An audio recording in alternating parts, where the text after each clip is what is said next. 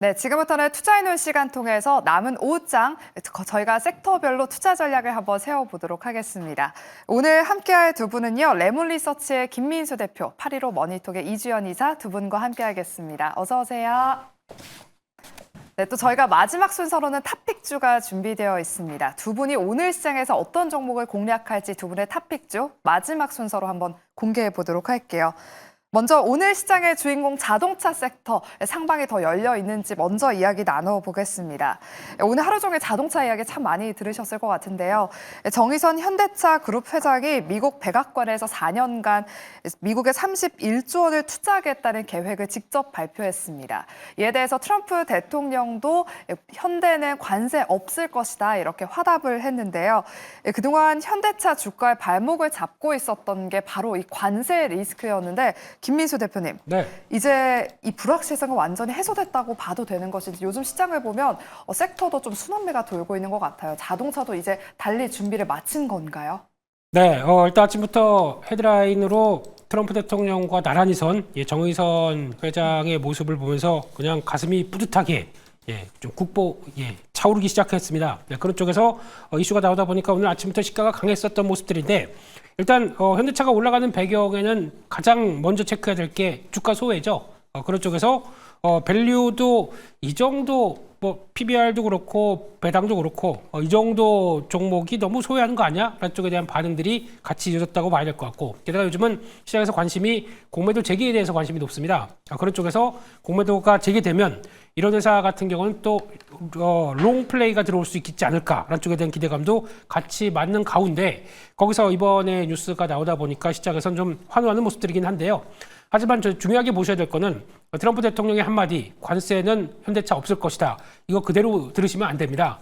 정확한 표현을 보게 되면 현대차가 미국에 와서 공장을 건립하고 미국에서 생산되는 자동차에 대해서 관세가 없다는 얘기지 한국에서 미국으로 넘어가는 자동차에 대해서는 관세가 없다라고 표현하는 건 아닙니다. 그렇기 때문에 어떤 일부 한숨은 돌렸다고 볼 수 있고 특히 이제 미국에서 대응할 수 있는 이제 조지아 공장과 함께 조지아 공장도 또 추가 어떤 투자를 통해서 더 대수를 늘린다고 하죠. 근데 대수를 늘릴 때 가장 핵심적인 거는 거기서 돈이 될 만한 것들 좀 비싸고 좋은 브랜드 약간 제네시스 브랜드가 아닐까 생각되고 있는데 그런 쪽으로 대처를 하면서 오히려 수익성을 좀 방어를 하고 다른 쪽들은 다른 어떤 자동차 메이커와 똑같이 관세를 받는다고 하더라도 거의 이제 가격 경쟁력은 유지할 수 있게 하는 투트랙 전략으로 쓴다라고 하게 되면 전면적으로 관세를 회피해서 현대차 살았다라는 쪽들이 아니기 때문에 차라리 지금 투자하는 금액들이 관세를 맞는 것 대비해서는 차라리 투자로 하자라는 쪽에 대해서 지금 선회하는 모습들이다 보니까 전략적인 변화가 들어왔다는 정도로까지 보는데 지금은 모든 게 다 끝났다라고 보시는 건 아닐 것 같고요. 따라서 지금 현대차는 여전히 가격 메리트는 높습니다. 근데 호재가 좀 나왔고 그걸 좀 소화하는 과정 쪽으로 봤을 때 장기 이동평균선 안쪽 쪽에서 지지가 맞히는지가 제일 중요할 것 같고요. 그렇게 되면은 아마 21만 5천 원대 정도쯤에서 지지가 잘 맞히고 더 안 빠지려고 하는 모습들이 보인다라고 하게 되면 그때는 또 신규 매수도 가능하기 때문에 너무 추격 매수하는 것보다는 약간 어떤 중심을 잡는 어떤 전략이 필요하지 않나 생각되고 있습니다. 네, 현대차가 장 초반에 10%대까지 급등을 했다가 현재는 윗꼬리가 좀 달리면서 3%대 상승세에 그치고 있는데요. 21만 5천 원 선을 잘 지지하는지 여부를 체크해보고 신규 접근 유효하다라고 말씀을 해주셨습니다. 일단 전면적인 이 관세 리스크에서 벗어났다라고 보기에는 조금 어렵다라고 말씀을 해주셨고요. 일단은 가격적인 메리트는 확실하다는 점 짚어주셨습니다. 이 덕분에 오늘 자동차 부품주들이 또 급등을 하고 있습니다. 저희가 옥석을 잘 가려내는 것이 중요하기 때문에 현대차 그룹과 직접적인 밸류체인 연관성이 있는 종목을 한번 정리를 해봤는데요. 잠시 후에 저희가 또 자료 띄워드리도록 할게요. 뭐 현대모비스, 만도, SL, 성우하이텍, 화신이 지금 직접적으로 미국의 현대차 그룹과 동반해서 진출한 기업들입니다. 이주연 이사님, 네. 지금 이 중에서는 오늘 급등하는 종목들이 없긴 해요. 오늘 급등하는 자동차 부품주들을 보면 뭐 현대공업, MS 오토텍, 아진산업, 성화이텍 이런 종목들이 있거든요. 우리가 자동차 부품주 더 추가 상승세를 기대해봐도 되는지 이 부분이 궁금하고요. 그리고 어떤 기업 추가 상승세를 또 기대해 볼 수 있을까요? 네, 일단 뭐 오늘 당장 시세가 뭐 덜 나왔다, 만족스럽지 못했다라고 해서 앞으로 시세가 안 나올 거라고 생각을 하기는 좀 어려울 거라고 보고 있고요. 일단 앞서서 좀 설명해 주신 대로 직접적인 밸류 체인에 엮여 있는 기업들 같은 경우에는 앞으로 계속 좀 관심을 가져보시는 게 좋지 않을까라고 생각을 하고 있습니다. 일단 오늘은 좀 시세가 나왔다가 좀 차익 물량들이 나오고 있고 일부 좀 매물 소화하는 그런 과정들이 필요하긴 합니다. 워낙에 이 자동차 부품주들이 좀 많이 밀리고 있었고 좀 굉장히 장기간 동안에 우하향하는 그런 그림들이었었기 때문에 이런 매물들을 좀 소화하는 과정들은 필요하다라고 좀 생각을 하고 있고요.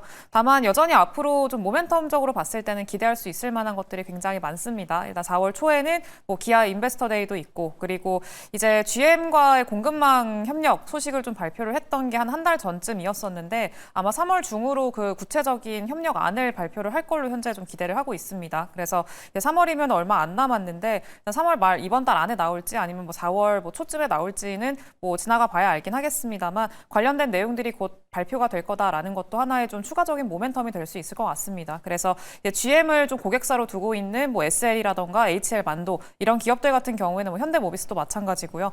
일단 현재 같이 좀 진출을 해서 현대차가 GM과의 어떤 공급망을 구체적으로 협력을 하게 된다라고 하면은 관련된 기업들은 당연히 추가적으로 좀 기대를 해볼 수 있을 거라고 좀 보고 있습니다. 그리고 지금 뭐 도요타라던가 웨이모와 그리고 뭐 엔비디아 이런 기업들과도 협력을 좀 발표를 했었는데 일단 도요타랑 이제 뭐 이 GM 같은 경우에는 공동 소싱 체계로 좀 가고 있는 그런 상황이기 때문에 관련된 기업들 부품 앞서서 뭐 말씀해주신 그런 기업들 대부분이 다 이제 직접적인 수혜를 기대할 수 있을 만한 기업들이기 때문에 좀 관심을 가져보시면은 되지 않을까 좀 그렇게 생각을 하고 있고요.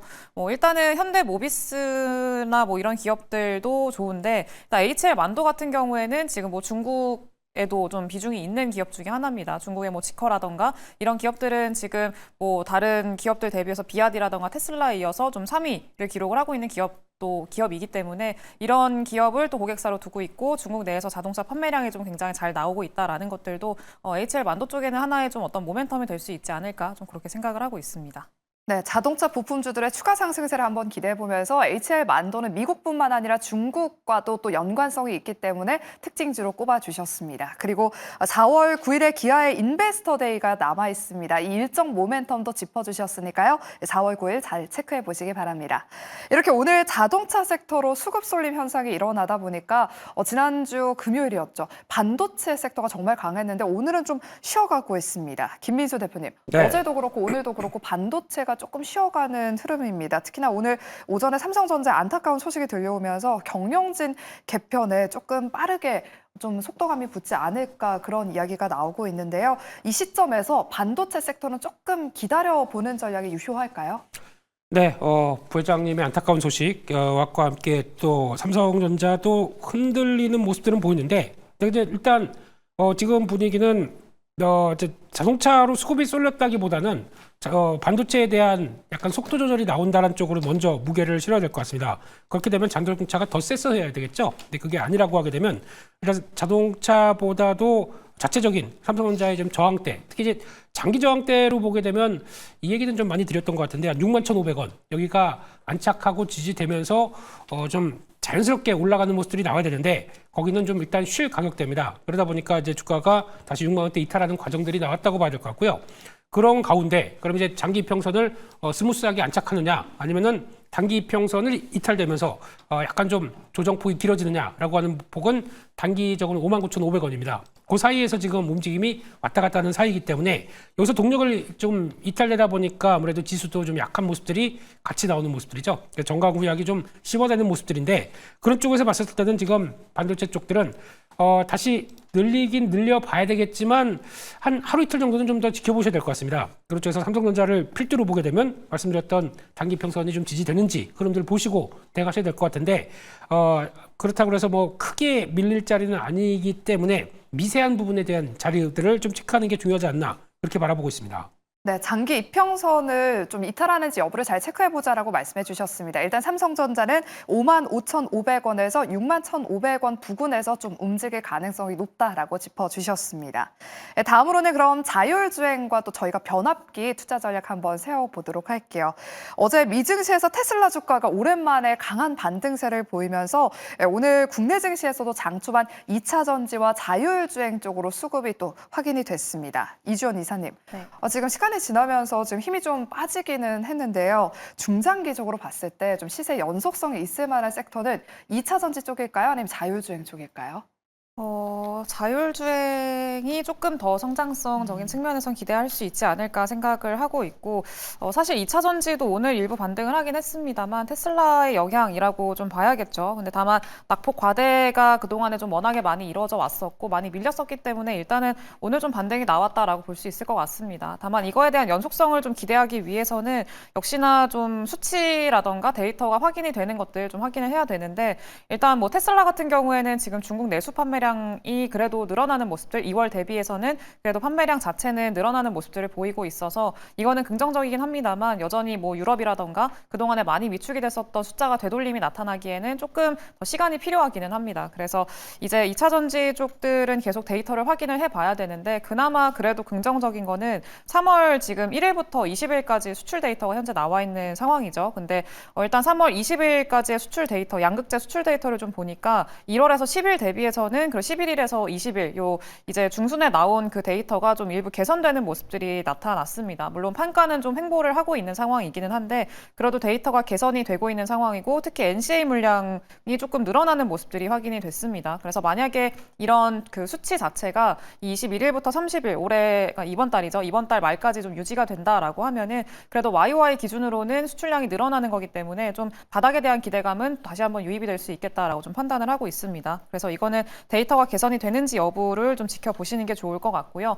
일단은 자율주행 같은 경우에는 모멘텀적으로 봤을 때는 조금 더 탄력적인 기대감을 가져볼 수 있지 않을까라고 좀 생각을 하고 있습니다. 앞서서 뭐 현대차 관련된 이야기들 했었는데, 지금 현대차의 단순히 자동차 부품들뿐만이 아니라 앞으로 기대를 하고 있는 부분들은 성장성에 대한 부분들입니다. 그래서 지금 뭐 GM뿐만이 아니라 뭐 엔비디아와의 협력 이런 것들을 통해서 자율주행 쪽에서도 이제 좀 자리를 하기 위해서 노력하고 있는 부분들이 보이는데, 특히 보스턴 다이내믹스와의 어떤 로봇 사업 관련해가지고 좀 앞으로 기대감이 좀 큽니다. 그래서 지금 아틀라스 같은 경우에도 양산에 대한 이야기들 나오고 있는 상황이고, 물론 올해 뭐 상장에 대한 이야기까지 나오고 있었긴 합니다만 이거는 아직까지는 좀 시기상조인 것 같고, 다만 뭐 보스턴 다이내믹스 쪽으로 이제 어느 정도 밸류체인이 형성이 돼 있는 뭐 로봇 관련한 기업들 혹은 라이다 관련해서 뭐 SOS랩이라던가 그리고 클로봇이라던가 기존의 보스턴 다이내믹스랑 협력 관계를 구축하고 있는 기업들 같은 경우에는 관련된 모멘텀으로 충분히 시세는 줄 수 있겠다라고 생각을 하고 있습니다. 그래서 이제 현대차의 분위기가 좀 지금처럼 그래도 우호적으로 흘러가게 된다라고 하면은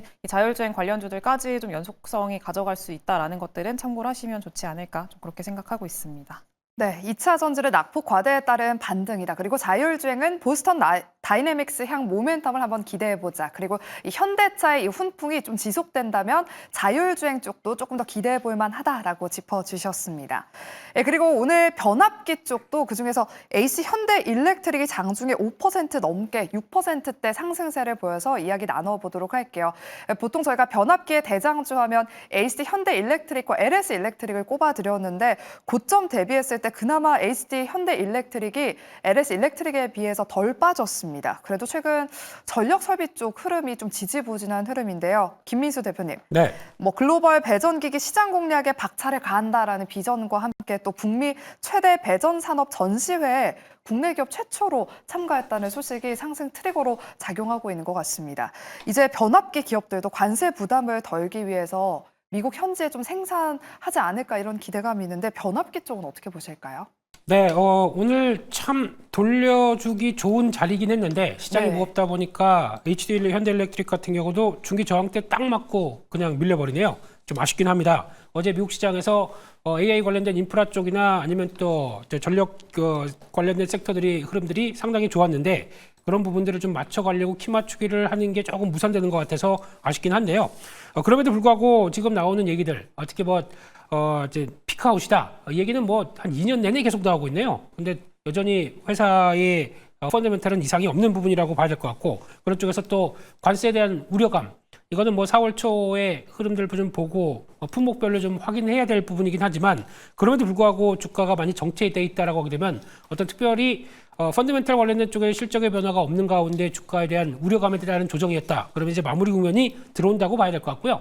그런 쪽에서 여전히 미국의 동향을 보게 되면 변압기 쪽 그리고 또 전력기기 쪽에 대한 가격들은 여전히 고점에서 계속 유지가 되어 있는 모습들과 함께 P는 유지가 되고 있습니다. 그렇기 때문에 Q는 북미 쪽의 인프라 쪽에 대한 수요는 계속되고 있는 가운데 눈여겨봐야 될 부분들이 독일이 어떤 재무장에서 오히려 이제 또 강력하게 지금 예전에 동서독 통일 때보다 더 돈을 많이 쓴다라고 얘기가 나오는 만큼 그에 따른 기대감이 강력하게 나온다라고 하게 되면 변압기 기회일에 맞춰서 딱딱 제공할 수 있는 쪽들이 한국 쪽에서도 수혜가 될 가능성이 높겠다라고 하게 되면 유럽에 대한 인프라 재건들도 같이 영향을 끼친다라고 했을 때 QE 확도가 나올 수 있는 부분들은 또 주목해서 보셔야 될 것 같고요. 그렇게 되기 시작하게 되면 여전히 변압기에 대한 기대감은 높다라는 쪽으로 보는데 아직도 이슈가 좀 남아있기 때문에 저점대에서 좀 다지는 모습들은 나오겠다. 하지만 확인되게 되면 언제든지 레벨업은 될 수 있다라는 관점 쪽으로 보시는 게 좋아 보입니다. 네, 알겠습니다. 이렇게 HT 현대일렉트릭까지 이야기 나눠봤습니다. 네, 다음은 저희가 제약 바이오 섹터 이야기 나눠보도록 할게요. 앞서 영민한 투자에서 수급 특징주, 5장 수급 특징주로 꼽혔던 유한양행 이야기를 해보겠습니다. 지금 장중 고점을 다시 한번 높이려는 시도를 보이고 있는데요. 유한양행의 폐암 치료제 렉라자를 투여받은 환자가 완치 판정을 받은 사례가 처음으로 공개되면서 지금 제약 바이오의 투심을 자극하고 있습니다. 이주원 이사님. 렉라자가 폐암약의 표준 치료제로 선정이 되면 2028년에는 3조 원 이상의 매출을 기대해 볼 수 있다고 하거든요. 네. 현 시점에서 유한양행 어떤 대응 전략이 필요할까요? 지금 다시 한번 장중 고점을 높이려는 시도를 하고 있습니다. 일단 단기적으로 봤을 때는 좀 11만 원 중반에서 14만 원 사이의 어떤 박스권이라고 지금은 생각을 하시는 게 좋을 것 같고요. 일단 지금 제약바이오 전체적으로 가장 큰 부담으로 작용을 하고 있는 게 결국에는 3월 말에 있을 공매도 아닐까라고 좀 생각을 하고 있습니다. 그래서 지금 공매도에 가장 큰 좀 우려감을 키울 수 있을 만한 부분들이 실적이 없으면서 성장성으로 좀 주가가 많이 올라 있는 종목군들인 경우가 대부분입니다. 그래서 최근에도 뭐 제약바이오 중심으로 긍정적인 내용들이 나왔음에도 불구하고 잠시 좀 올랐다가 좀 빠지고 윗꼬리 달고 빠지고 이런 형태로 계속 반복이 되고 있는데 신규로 좀 강하게 들어오면서 주가를 끌어올릴 수 있을 만한 일단 큰 돈들이 돌고 있지 않다라는 게 가장 큰 좀 문제라고 좀 생각을 하고 있습니다. 다만 단기적으로는 그렇고 길게 봤을 때는 뭐 유한양행 앞서서 말씀을 해주셨다시피 이 폐암 치료제로서 1차 치료제로 좀 자리를 잡게 된다라고 하면은 아마 충분히 지금보다 더 큰 어떤 밸류업 자체를 좀 기대를 할 수 있지 않을까 그리고 장기적인 우상향을 좀 그래도 기대를 할 수 있지 않을까라고 좀 생각을 하고 있습니다. 일단 표준 치료법 등극은 좀 충분히 가능할 것 같다라고 생각을 하고 있는 게 이번에도 그 전체 생존 기간이 나왔죠. 근데 일단은 기존에는 50개월 정도로 예상을 했는데 아직 생존 데이터가 안 나왔습니다. 근데 데이터가 아직 안 나왔다고 하는 거는 아직 환자들이 50% 절반 이상이 좀 생존 중이기 때문에 일단 데이터가 산출이 안 됐다는 뜻이고요. 한마디로 좀 오래 산다는 얘기죠. 그래서 일단 지금 경쟁사인 타그리소가 한 30개월 중반 정도가 되고 있는데 이미 경쟁 제품 대비해서 이 전체 생존 데이터가 많이 올라와 있는 상황이고 그러면은 표준 치료제로 등록이 되는 데 있어서 상당히 뭐 큰 어떤 가능성이 높지 않을까라고 좀 생각을 하고 있습니다. 네, 그래서 일단은 좀 지금 단기적으로 봤을 때는 박스권 안에서의 어떤 흐름이라고 좀 생각을 하시는 게 좋을 것 같고요. 이후에는 좀 길게 봤을 때는 추가적인 어떤 기대감은 더 가져가 볼 수 있겠다라고 좀 보시면 좋을 것 같습니다. 네, 단기적으로는 유한양행 박스권 흐름을 보일 가능성이 높다라고 짚어주셨습니다. 네, 그리고 오늘 일부 의료 AI 종목들로도 수급이 들어오고 있습니다. 그동안 의료 AI 3대장 하면 루닛과 뷰노 그리고 JLK가 꼽히는데요. 이런 종목들은 좀 쉬고 있는 반면에 다른 지금 의료 AI 종목들이 새롭게 시장에서 떠오르고 있습니다. 김민수 대표님. 네. 이런 의료 AI 종목들의 수급 변화를 어떻게 바라봐야 되는 건지 이제 대장주가 교체되는 그런 조짐을 보이는 건가요? 아니면 그냥 또 순환매가 도는 걸로 확인을 해야 될까요? 거기까지 미리 갈 필요는 없을 것 같고요. 지금 아까 이사님 말씀하신 것처럼 지금 시장에서는 바이오, 의료, AI 뭐에 관련된 쪽들은 약간 공매도 우려에 떨고 있습니다. 솔직히 떨고 있게 되면은 다 같이 떨고 있는 거죠. 그런 쪽에서 나만이 아니라 같이 비슷한 종목들도 또 동반적으로 밀리는 거 아니냐라는 쪽에 대한 부담감이 있기 때문에 일단 이 부분은 지나봐야 될 것 같습니다. 그럼에도 불구하고 저희가 만약에 공매도가 동반적으로 다 같이 들어와서 어떤 섹터 쪽으로 좀 약해진다라고 하게 되면 그렇게 약해졌을 때 이 종목은 사야겠다라고 좀 선점하면서 또 눈여겨 꼽아보는 전략들은 좋을 걸로 보여지고 있는데 하지만 그 전쪽에 시행에 따른 부담감들이 있다 보니까 관련적으로 또 오늘 같은 경우도 어떤 기대감은 높다고 하더라도 탄력을 강하게 붙지 못하는 대표적인 모습들이겠죠. 그래서 결론적으로는 이와 관련된 쪽에서 어차피 의료 인력들이 지금 WHO에서 나온 얘기 보니까 2030년까지 거의 뭐 전 세계적으로 1,000만 명이 부족하다라는 정도까지 나오고 있는데 그렇게 되면은 어떤 수요와 관련된 쪽들은 계속 또 이를 대체할 만한 쪽들은 나올 수밖에 없고 그러다 보니까 뭐 웨어러블이나 아니면 또 수술용 로봇 이런 쪽에 대한 관심은 높아질 수밖에 없습니다. AI 의료도 마찬가지고요. 그런 쪽을 봤을 때 아직은 이벤트 좀 끝나고 눈치 봐가면서 하자라고 봐야 될 것 같고 어떤 대응은 조금 좀 더 시간을 갖고 보도록 하겠습니다. 네, 제약 바이오 섹터는 현재 공매도에 대한 부담감을 겪고 있는 구간이다라고 짚어주셨습니다. 일단은 공매도 이후 시행된 이후에 어떤 흐름을 보일지 조금 더 지켜봐야 될 것 같습니다. 마지막으로 저희가 탑픽주를 공개하기 전에 음식료 섹터 잠깐 짚어보도록 할게요. 최근에 경기 방어주로 음식료 섹터가 주목받고 있는데요. 그중에서 SPC 삼립에서 크보빵을 출시했습니다. 3일 만에 무려 100만 개가 팔리면서 3년 전에 출시한 포켓몬 빵보다 더한 열풍을 일으키고 있는데요. 이 크보빵이 뭔가 한번 살펴봤더니 지금 KBO 리그 개막을 맞아서 협업한 크보빵이라고 합니다. 뭐 띠부실이 있는데 거기에 이제 야구 선수들의 얼굴들이 다 있다고 하더라고요. 김민수 대표님 드셔보셨어요? 방금 들어오는데 작가님도 복지 뜯고 계시더라고요. 네, 그래서 옷을 입고 계시더라고요 또. 그분 그렇습니다. 그리고 또 띠부실도 뭐 자랑하고 계시더라고요. 네. 그래서 원래 이렇게 인기는 이렇게 들어오는구나라는 쪽에서 변화가 들어오는 것 같은데, 근데 이게 중요한 거는 왜 9개 구단인지 모르겠습니다. 1개의 구단이 사라졌습니다. 그거는 비밀로 하고요. 그런 쪽에서 봤을 때 인기가 있기 시작한다 그러면 그에 따라서 당연히 주가는 반응하는 게 맞다고 봐야 될 것 같은데 SPC 삼립을 주가를 길게 보게 되면은 최근에 그리고 또 장기간에 주가가 하락했습니다. 그래서 원래 SPC 삼립 같은 경우 저희가 보통 얘기하는 원래 이게 햄버거에 들어가는 빵 정도에서 가장 많이 매출이 나왔던 부분들인데 부터 파리바게트의 연관성을 가지고 또 보다 보니까 한때는 PR이 뭐 한 20배 이상 갔던 부분들이 지금 8배도 안 되는 수준까지 내려와 있습니다. 그렇게 되면 저평가죠. 그런 쪽들이 이어지다 보니까 상대적으로 소외가 됐던 부분들에 대한 반전이 들어온다고 보여지고 있는데 추가적으로 인기가 얼만큼 더 이어지느냐 여부에 따라서 주가는 반등이 들어올 수가 있기 때문에 단기적으로는 지금 가격 부담입니다. 추격 매수한 자리는 아니라고 봐야 되기 때문에 일단 조정 받았을 때 인기가 여전히 이어간다라는 부분들 확인해 가면서 대응하시는 게 좋지 않을까 싶습니다. 네, SPC 삼립을 지금 따라가는 것은 지양하자라고 보수적인 코멘트 주셨습니다. 마지막으로 두 분의 탑픽주를 한번 공개해 보도록 할게요. 오늘 이주연 이사님은 오늘 잘 가고 있는 이 자동차 섹터에서 종목을 준비해 오셨다고 하는데 어떤 종목 준비해 오셨을까요? 오늘 HL 만도라는 기업을 가지고 왔고요. 일단은 HL 만도 같은 경우에 오늘 좀 시세를 줬다가 밑구리 달고 좀 빠지고 있긴 합니다. 그래서 지금 당장 뭐 매수보다는 일단 하단을 뭐 42,000원 정도까지 갭 하단까지 메우는 것까지 좀 생각을 하면서 좀 분할로 접근을 하시면 좋을 것 같고요.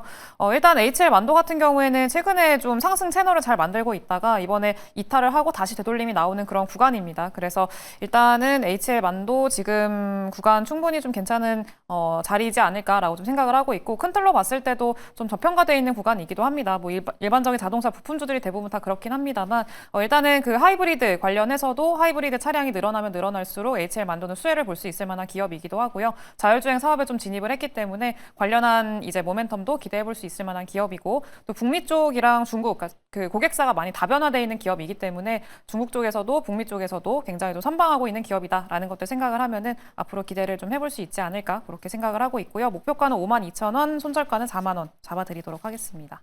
네, 이어서 우리 김민수 대표님의 탑픽주도 한번 공개해 볼게요. 어떤 섹터에 어떤 종목 준비해 오셨을까요? 네, 전력기기 섹터 쪽에서 일진전기입니다. 네. 최근에 그래도 잘 버티고 있는데 오늘 좀 아쉽긴 하지만 그래도 어떤 자리는 그렇게 크게 밀리지 않는 분위기라고 봐야 될 것 같고요. 다 아시는 것처럼 전력기기와 전선의 매출 비중을 같이 가지고 가고 있다라고 하게 되면 여전히 기대감 높은 쪽이고 아마 올해 실적은 이제 증설 효과가 나오기 시작하면서 어떤 작년 실적보다 월등히 높은 모습을 보여줄 것 같고 그를 또 2026년까지 확장세가 계속 이어질 걸로 보여집니다. 그에 따른 확장에 대한 밸류는 전혀 지금 나오지 않고 있다라고 하게 되면 기대감은 여전히 이어갈 수 있겠다는 관점 쪽에서 바라보셨으면 좋겠습니다. 네, 알겠습니다. 두 분의 탑픽주를 다시 한번 정리해 보도록 할게요. 먼저 김민수 대표님은 오늘 탑픽주로 일진전기를 소개해 주셨고요. 목표가는 저희가 미리 받아놨는데 35,000원으로 제시해 주셨습니다. 이어서 우리 이주연 이사님은 자동차 부품주 내에서 HL 만도를 탑픽주로 꼽아 주셨습니다. 남은 5장의 이 두 가지 종목들 흐름 눈여겨보시길 바라겠고요. 저희가 준비한 순서는 여기까지입니다. 저희는 내일 이 시간에 다시 찾아오도록 할게요. 함께해 주신 여러분 고맙습니다.